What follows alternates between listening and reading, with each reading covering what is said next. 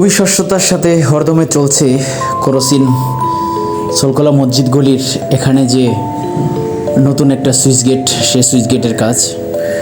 আগেই একটা switch gate হয়েছে, যে সুইচ গেটটা হওয়ার কথা ছিল অন্যভাবে, কিন্তু সেই সুইচ গেটটা ওভাবে হয়নি।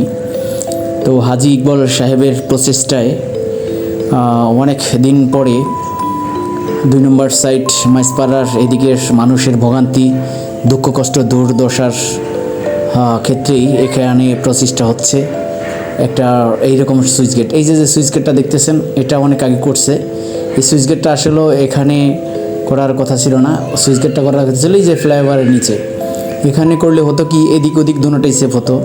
আসলে সরকারি কাজ ঠিকাদাররা নেয়, যত কাজ করতে পারবে ততই তাদের পকেট ভারী। তো সেক্ষেত্রে ওইখানে সুইচ গেটটা করছে, আবার নতুন করে এখানে আর একটা পুনরায় সুইচ গেট করতে হচ্ছে।